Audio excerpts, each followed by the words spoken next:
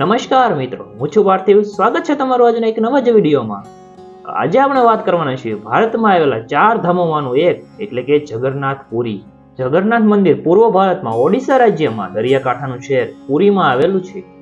જો તમે ટ્રેન દ્વારા અહીં આવો છો તો પુરી રેલવે સ્ટેશન સૌથી નજીકનું રેલવે સ્ટેશન છે. સૌથી નજીકનું એરપોર્ટ ભુવનેશ્વર બીજું પટના એક ઇન્ટરનેશનલ એરપોર્ટ છે. એનું અંતર 60 કિલોમીટર છે. બાય રોડ આવો છો તો કોલકાતાથી 440 કિલોમીટર, રાયપુરથી 586 કિલોમીટર અને અમદાવાદથી 1698 કિલોમીટર થાય છે. જગન્નાથ મંદિરમાં મુખ્ય 3 મૂર્તિઓ આવેલી છે: ભગવાન જગન્નાથ, બલભદ્ર અને સુભદ્રા. જગન્નાથ એક સંસ્કૃત શબ્દ છે, તેનો અર્થ બ્રહ્માંડનો સ્વામી થાય છે. જગન્નાથ, બલભદ્ર, સુભદ્રા અને સુદર્શન ચક્રની મૂર્તિઓ લીમડાના લાકડામાંથી બનેલી છે. લીમડાનું લાકડું પસંદ કરવામાં આવ્યું છે કારણ કે ભવિષ્ય પુરાણ તેને સૌથી શુભ લાકડું જાહેર કરે છે, જેમાંથી વિષ્ણુ મૂર્તિઓ બનાવવામાં આવે છે.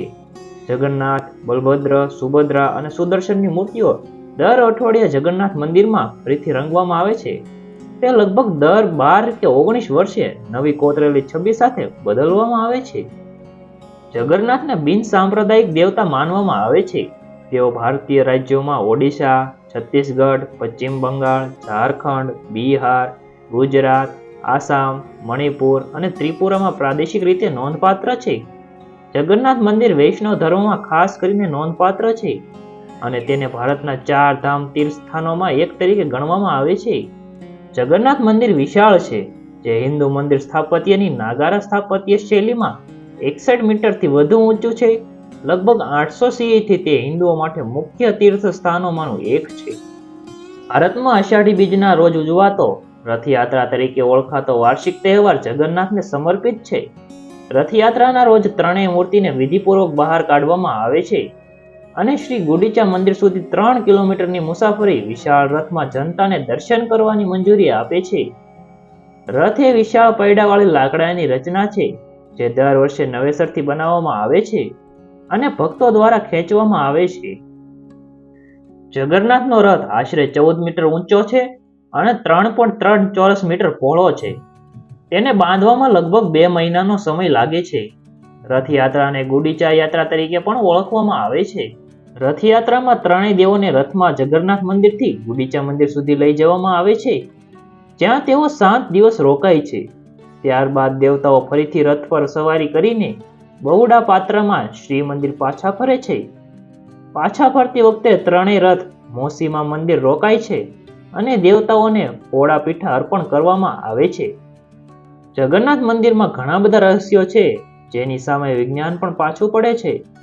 આ મંદિરનું નિર્માણ 12મી સદીમાં ગંગા ડાયનેસ્ટીના રાજાએ કર્યું હતું. જગન્નાથ મંદિર ઉપરની ધજા હવાની વિરુદ્ધ દિશામાં ફરકે છે.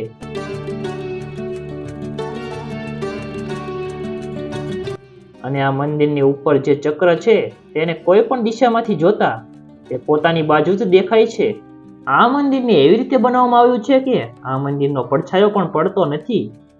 મંદિરની બહાર જો તમે ઊભા રહો તો અહીં દરિયાના મોજાનો અવાજ આવે છે, જ્યારે મંદિરની અંદર બહારનો કોઈ પણ અવાજ આવતો નથી. આ મંદિરની ઉપરથી એરોપ્લેન, હેલિકોપ્ટર કે કોઈ પણ પક્ષી ઉડી શકતું નથી.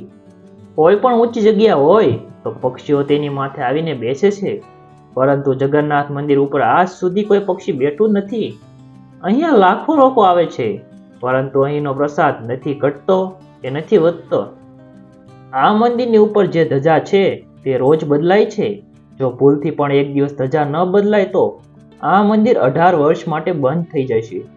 અહીં પ્રસાદ પણ કંઈક અલગ જ રીતે બને છે. 7 માટીના વાસણોને એક ઉપર એક મૂકવામાં આવે છે અને નીચે આગ લગાવવામાં આવે છે.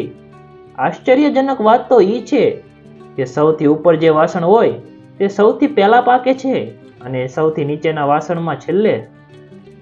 જ્યારે શ્રી કૃષ્ણએ શરીર છોડ્યું ત્યારે તેમનું શરીર નષ્ટ થઈ ગયું હતું, પરંતુ તેમનું દિલ બચી ગયું હતું. આજે પણ તેમનું દિલ જગન્નાથ મંદિરમાં જ છે. જ્યારે 12 વર્ષે મૂર્તિ બદલાય છે ત્યારે અહીંની વીજળી કાપી નાખવામાં આવે છે, જેનાથી અંદર કોઈ જોઈ ન શકે, અને જે મૂર્તિ બદલે છે તેની આંખો પર પટ્ટી બાંધી દેવામાં આવે છે. તેનાથી કોઈ પણ વ્યક્તિ જોયા વગર જૂની મૂર્તિમાંથી દિલ કાઢીને નવી મૂર્તિમાં મૂકી શકે છે. જગન્નાથ મંદિરને 17 વાર લૂંટવામાં આવ્યું છે. આ જ કારણે અહીં માત્ર હિન્દુને જ એન્ટ્રી આપવામાં આવે છે. જો કોઈ વ્યક્તિ હિન્દુ નથી તો અંદર જવા દેવામાં આવતા નથી.